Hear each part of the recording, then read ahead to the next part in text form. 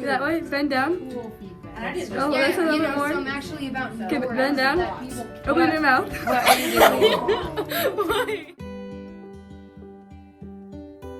She didn't just walk in and light up a room, she lit up the world. She was always smiley, and she had the biggest dimples ever. And it didn't matter if you were, 3 years old or the janitor at her high school. She was friends with everyone. And she took pride in that. It was never quiet. There was always noise and laughter and cartwheels. She's so into cheer, she'd literally do somersaults and cartwheels and like backflips down the hall. We'd give her a new skill to work on, and she would have it by the end of practice. And she was very enthusiastic, and she wanted to show you right away, and she would always say, one more time, just one more time. Yeah, me and Ryan were close because I would take her home from school, I would take her to school. On Wednesdays I took her to cheer practice. We would go to the mall every time I got paid, and I would always blow my paycheck with her. My girls, they wanted to hang out with each other over friends. Yeah, I think she looked up to me.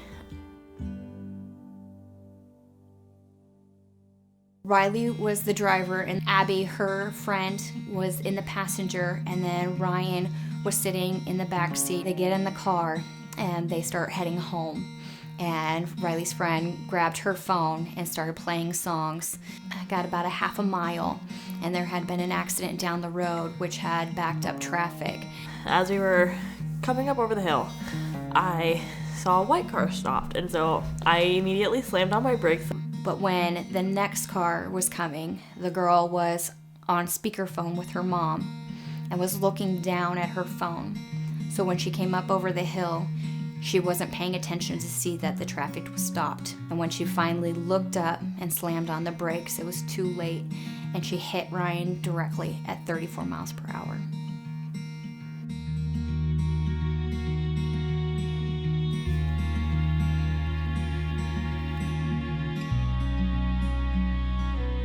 All I cared about was getting Ryan out of the car. And so she was pressed up against the back passenger seat, and all I cared about was getting that seat off of her.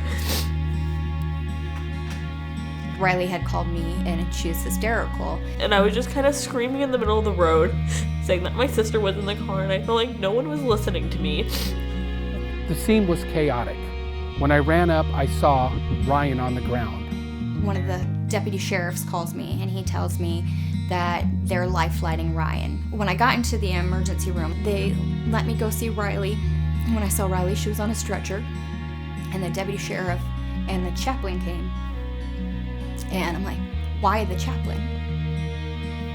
Because in the movies, you just know it's not good.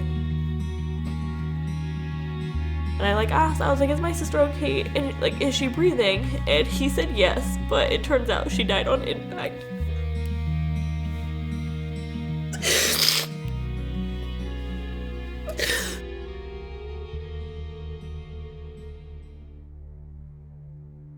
And then the next day, it was like, she wasn't there. And after school,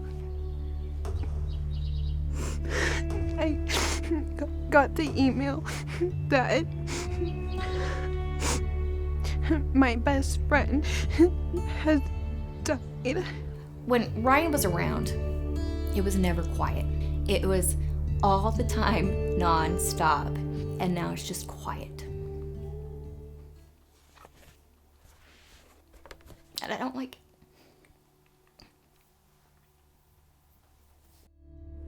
We would give anything to have her walk through that front door and say, let me show you just one more time. We would give anything. I went to our text messages, and I'll miss her a lot, especially since I didn't get to see her last day. One girl came to the funeral, and she said that she didn't know what to do because Ryan was her only friend.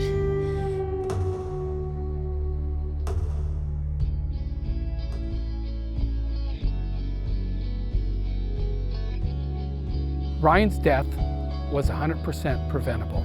We have a big responsibility every time we get behind the wheel of that car. What led to the crash that day was a bunch of unexperienced high school students who were excited to get home, not paying attention. People were on their phone. People were listening to music. Speed might have been a factor. Just general inattention to what was going on the road at the time.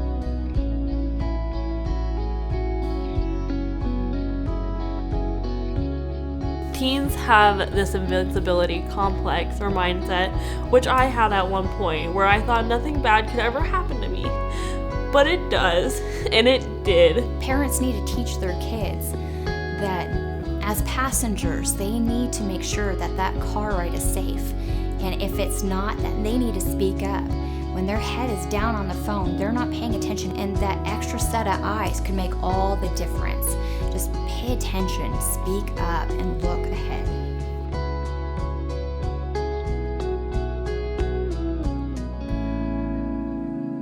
When something tragic like this happens, we all rally around it. We say we're going to change, and maybe we do something temporary, but we need to start thinking long term. We need to start thinking about the choices that we make and how it affects not only us, but how it affects the people around us. You might think that you're the best driver, but in a situation, that 1 second or half second that you make the choice to change the station or change the playlist on your Spotify or talk to your passenger or talk on your phone, you're taking somebody else's life in your hands.